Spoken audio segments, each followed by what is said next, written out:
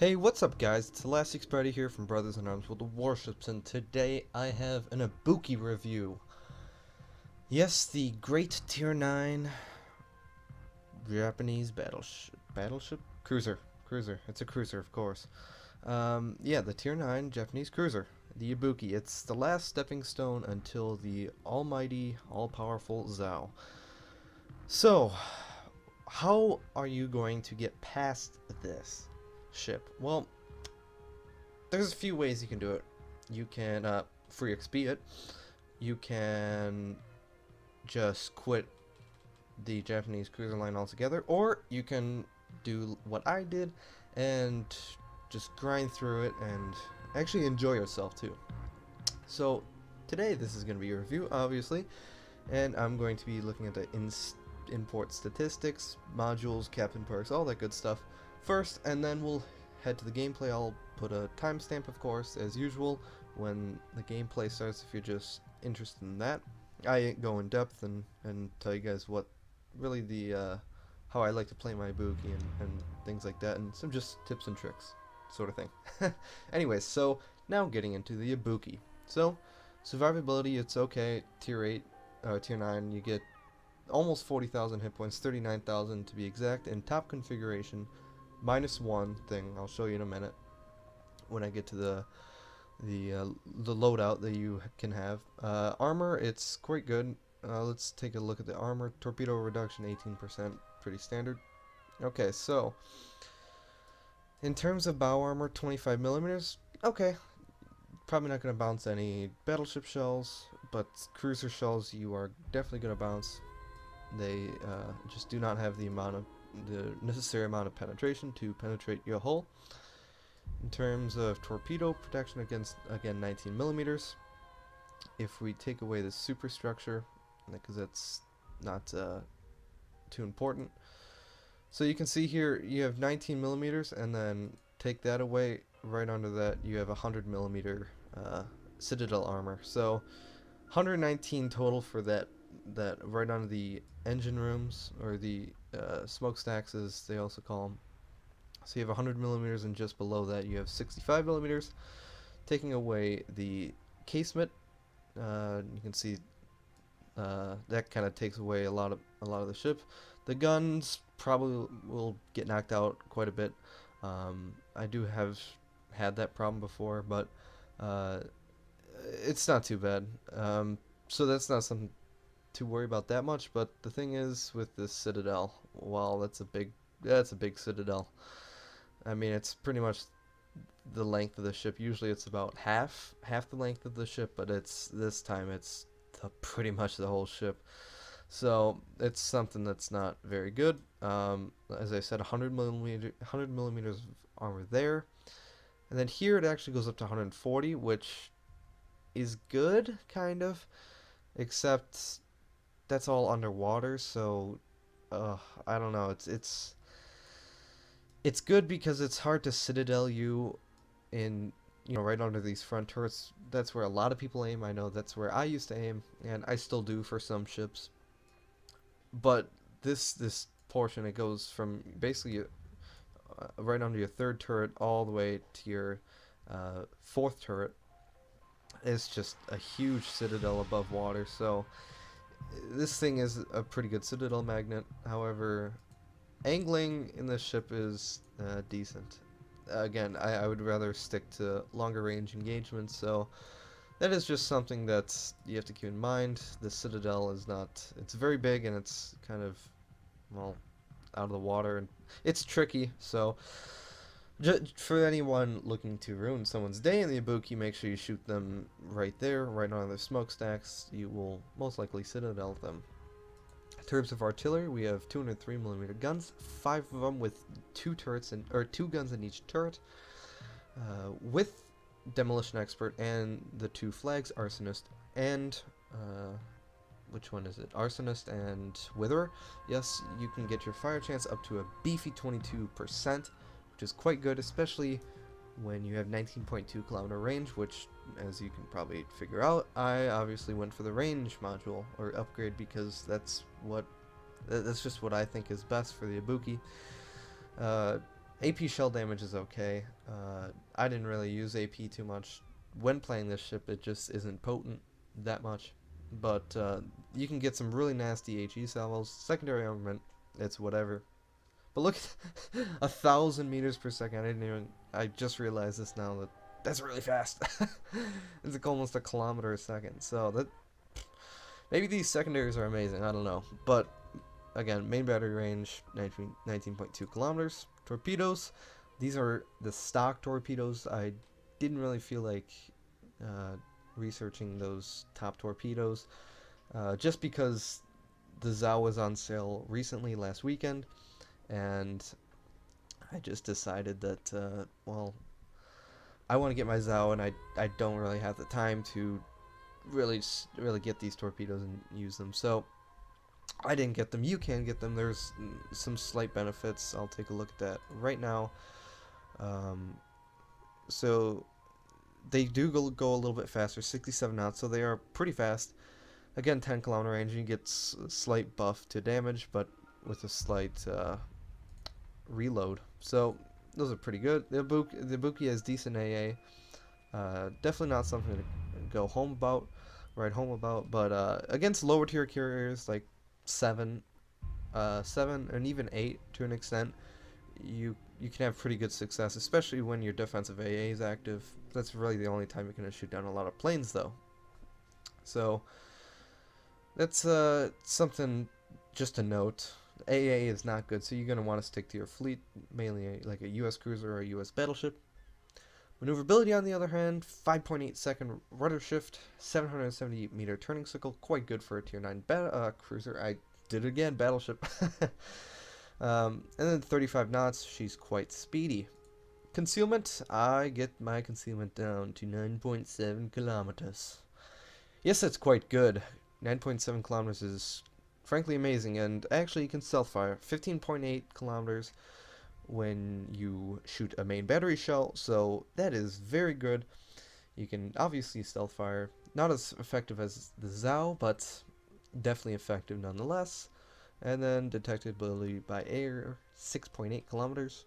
So just just some good concealment ratings for that. Now, the upgrade path. What I would recommend first is this hull. Really, the only thing it gives you is about 4,000 HP and AA defense. The maneuverability, you can see here, it's slight rudder shift buff, but I don't know. Going, oh, whoops. I think that this the range is it's just top priority. It really is top priority. However, if you get the range module or upgrade first, then you could probably go with the hull first, and then the range, and then torpedoes if you'd like. But if you don't have enough money for this, then I would definitely recommend the range first, because that is very important. Tier 9 cruiser, you get a heal. I of course use premium heals. I use standard catapult fighter. Don't really see the need for the extra cash. As you can see, I'm pretty low on money here. I do run premium defensive AA though, just because Ibuki is, it definitely needs it, and of course, premium damage control. Again, you want that damage control party coming back sooner, just so that you can put out any fires or flooding you may have. So, main armaments modification 1, this is going to reduce the risk of your main battery being incapacitated and increase the turret health. So this is the obvious choice. These two are not worth it in your cruiser. So here we go. I went with aiming systems modification 1 just for the fact that that's really the Ibuki's strong suit, is its guns. It has very accurate guns, as we saw in its artillery. Dispersion 154 meters. It's pretty good for 19.2 kilometer range. So keep in mind of that. That is quite good. The other ones, I don't really. The way that I play my Ibukis, I stay kind of far back, but of course still with my fleet. So I don't really need that quick turret traverse, and it decreases my DPS, so that is something that you do not want. And then AA guns, it's not worth it because your AA isn't that good in the first place, and that's part of the reason why you have defensive fire instead of hydro. It's because you have that to protect yourself against CVs. I just use damage control. It's really up to you. I just like to reduce the fire just a little bit, the chance of fire, that is. Of course, I use steering gears. Wouldn't use propulsion on this. You shouldn't be stopping uh, very often. There's some argument with damage control just to reduce the fire that little bit, but honestly, if you stick to about 15-kilometer range, where that distance where you can stealth fire, you should see these shells coming in from a while away, and you know, you really should be able to dodge them and not get set on fire. So, and that's again, if you're running the premium repair party, this one, then you really don't need this. But I just choose steering gears because you can get that 5.8-second rudder shift, which is quite good. And of course, I use concealment modification because I like to get my concealment down to a beefy 9.7. I can stealth fire. Without this module, I believe the firing range is around like 18 kilometers, something like that. So it does get significantly harder to stealth fire. You really have to be on the far depths of your range. So definitely recommend that. I think that is all for this, unless I'm missing something. I'll show you my exterior. I just run the 22,000 camouflage because it gets the job done and it's pretty cheap. I of course run my Witherer flag and my Arsonist flag, and just reduce the cost a little bit. I like to run the reduction in cost and the heal. I tend to get Dreadnought a lot, so I don't have to worry about losing all those flags and just get some extra credits. I of course use that, although I usually stick that just only on premiums. Oh, captain perks.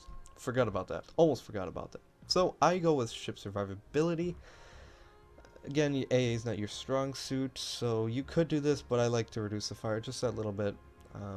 So I just like to use basics of survivability. Expert marksman, you want your guns to turn faster in this situation that you have to turn your guns. All the other ones are kind of useless and not really ideal.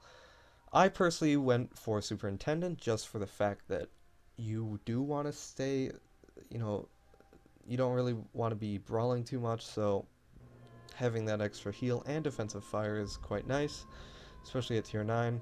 However, you can get vigilance first, and then go superintendent second after you get a full 15-point captain.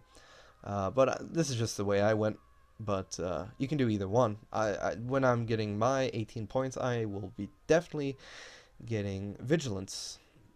For my tier 4 perk, I of course choose Demolition Expert. You want to buff that fire chance. That is the Japanese specialty. It is fire. So definitely do that. And then finally, Concealment Expert. It should be obvious by now. You want to get your concealment down to that 15.8 and be able to stealth fire. And it's nice too with if you do go for the Zao, which I'm sure most people are. You can again stealth fire on that with these captain perks and that module. So that's all for the import statistics and all that diddly do. So let's get on to the gameplay. Looking at matchmaking, it's pretty standard for a tier 9 battle, but the thing I want to point out is that the enemy team does have the slight advantage in terms of pure firepower in their destroyers, and especially with the Moskva and presumably 2 Bismarcks that are running secondaries. I am definitely going to have to help my DDs out just for the fact that they are outgunned, but they are not outmatched. The Shimakaze guns are still quite strong, so but any help they can get, it also benefits my team. So of course we are playing on the map North, it is domination, and we will see how this pans out. There's not really a plan so much in chat yet, but someone has mentioned BC, which is not a bad idea. I personally don't like to go D because of those two big islands. They really put you out of the fight, and especially if you're a battleship or a cruiser going only about 30 knots, it does take a while to get all the way around those two big islands, so I generally try to stay away from those. I do like A lot. There's a lot of open space for me, the Ibuki. Excuse me. The Ibuki does kind of strive. It does. Its strength is in its long range combat. It has decent shell velocity, as I mentioned in the first part of the video. So it can do these long range duels, but it doesn't excel at close range. So I do want to stay away from that for sure. So of course I am going to obviously follow my fleet. That is another one of the strengths of the Ibuki, is staying with the fleet. As I just said, it is not a very good ship to be taking damage in with only 39,000 health, which at tier 9 is certainly not a lot. You see a tier 8 Kutuzov have almost 1,000 points extra than me. Now, 1,000 points can go away very quickly, so you do have to be careful. And another thing I want to point out is that the armor does not feel the best in this cruiser. It does feel like you get citadel quite a bit, but I don't know. It does seem a little wanky, so to say, but I'm just gonna have to deal with it. It's nothing too bad though. So I am going to help my team at sea because that's looking like where the majority of our fleet is going. We have 2 destroyers out here, over here, and all of our battleships are moving from A to the BC position. So I am of course telling my Shimikazes to be careful because, as you can see, one of them has already lost half of their health. So it is definitely not looking good at the moment. So I can just hope that they will kind of delay their attack as much as possible while we try and capture as many objectives as possible. So this friendly Kutuzov was kind enough to lay smoke for himself, but also for me. So this is good. Can get some free shots on Zimantana. As you can see, pretty good shell arcs. Kutuzov does move out of his smoke, and I hit the turrets. I say my apologies because I am the more maneuverable one, but it turns out that he actually saved me from probably eating a torpedo, so I should actually be thanking him instead of saying sorry. But regardless, that was nice of him to give me the little nudge. So my team just captured C. Our Fletcher Lo Yang helped do that, and then a Yamato and a not a Kutuzov, but a Moskva has appeared on the other side of these 2 big islands at D. So as I notice this, I see that they are probably going to go around and try and flank me, or they are going to take some pot shots at my teammates, and I want to obviously stop them from doing that. However, this is going to be a difficult task. So they don't know I'm here because of the Ibuki's great concealment with all of the concealment perks and whatnot. So it is a pretty stealthy cruiser. Getting it down to 9.7 is awesome in many respects. So I line up a torpedo attack. As you can see, I'm sailing away because I do not want to go head on to these guys. That is not the Ibuki strong suit. It is its stealth and its ability to fire from stealth, but also its maneuverability as well. And just damage over time with a very good fire chance with, of course, Demolition Expert and the flags. You get a very good demolition chance. So these torpedoes are looking pretty good. Hopefully it doesn't hit the island. I really hope it doesn't. But we'll just have to wait and see. It shouldn't because of the way I shot my torpedoes just before that island. Hopefully the Yamato will take one, although he does look like he is turning a bit, so this is going to be kind of...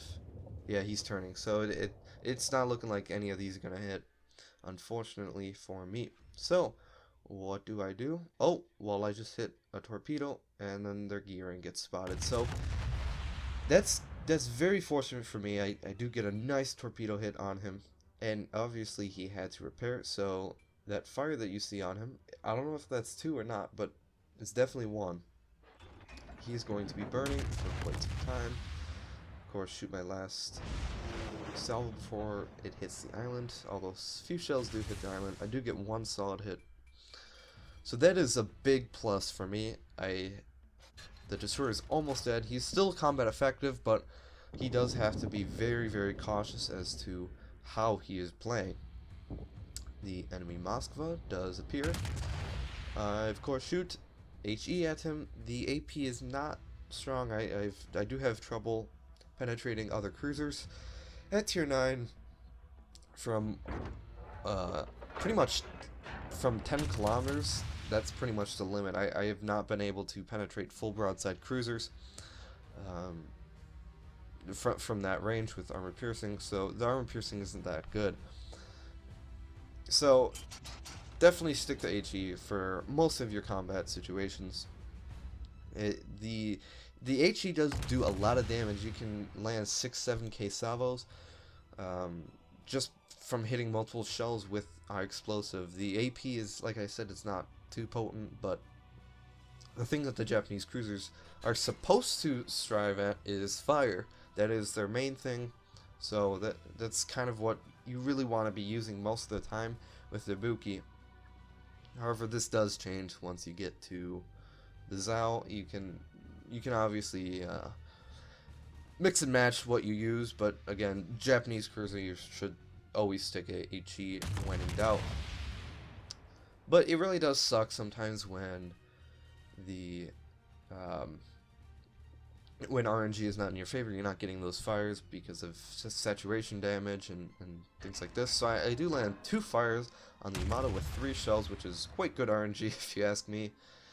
Our friendly destroyer, who's on 90 health, which is quite impressive, unfortunately missed his torpedo salvo. The Yamato and the Moskva both dodged them. The Yamato obviously put out his fires because I do not see them anymore. Enemy gearing gets spotted. He's on 362 health. He is very much dead if I can just land one more shell, but that is also the problem. Moskva takes a big hit, and I do get a fire, turning my hull to turn my guns a little bit faster, seeing that the Moskva and the Yamato are not a danger to me. I missed my first salvo, but fortunately for me and my friendly Tirpitz, I do manage to get a shot off and kill him. So here we go. Moskva is big enough where HE does quite a bit of damage. And yeah. So as you can see, I haven't taken much damage. This is kind of one of my criticisms as of recently. I've been playing the Kutuzov and the Ibuki quite a bit, and those ships tend to be slightly more passive than other ships.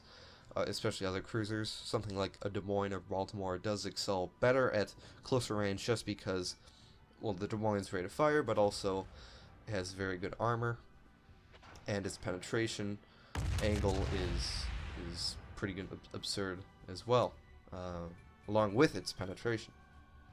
So, but as you can see here, I am not being the first guy into the fight. I'm not being the target of focus, and I'm letting this Tirpitz kind of charge, but I am of course charging with him.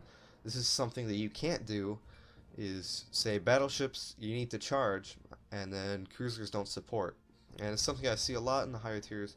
I do manage to get a fire on the Yamato. Something I see, the destroyers will push up, and then, you know, the cruisers want to push up and support the destroyers because that's part of their job, you know, to help kill the enemy destroyers. But the other problem is that there's a big tendency in higher tier battles because that the repair costs are so much that the battleships don't want to push up with the cruisers and with the destroyers. So sometimes it is it's kind of hard for cruisers to push up with the destroyers because the battleships won't push with them. So it is definitely a combination of all three. So, but we are working in very good combination here. The Shimakaze is spotting for us, watching for any torpedoes from a destroyer. There is a destroyer spotted at D7, Delta 7, but he shouldn't be too much of a worry. But we are all pushing up together as a team. It is much more effective that way. The amount of floods down from the friendly Fletcher. Looks like we're going to cap this out very easily. And I really don't want to go after this Moskva too much. He is running away. Getting him back into the battle is going to take at least another 5 minutes. For at the most 5 minutes. But he's going to take some time regardless, trying to get back into the fight. So I just tell my team, let's not chase this guy. He's almost dead. But it is, of course, a good idea to kill enemy ships because we are down in points. Although the caps are even, they have outcapped us for the most part. They had, I believe it was 3-1 in terms of caps, so for most of the game. So it is definitely a good idea to go and kill something, and we just lost another ship. So they're up quite a bit more points. However, I do get a fire. However, I think this one does... Oh, he uses his repair party, which gives some more health. So this fire is not going to kill him. I'm going to have to set another one or hit him a few more times. So, hopefully I can kill him with this salvo. My team can help me finish him off. Close one there. Ugh. Just straddles the stern of his ship. A little unfortunate there. The Gearing and the Rune, well, they didn't trade, but those two ships died for either team.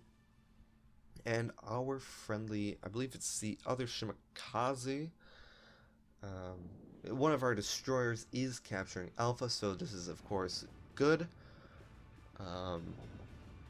But as you can see here on the minimap, two of their battleships were last spotted, and one is still spotted at Bravo. There's the other one. They are coming towards me, but also coming towards my team.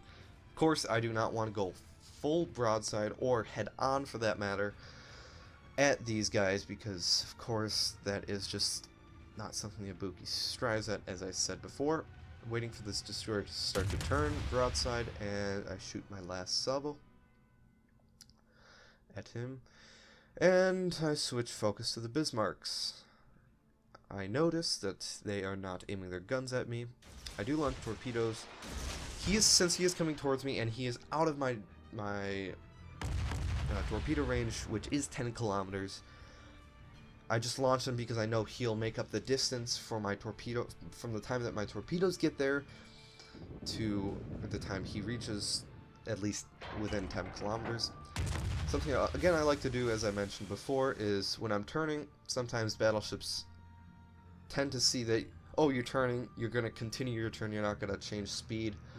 So sometimes I like to, of course, when I'm turning, slow down, because that does increase your turn radius just a little bit.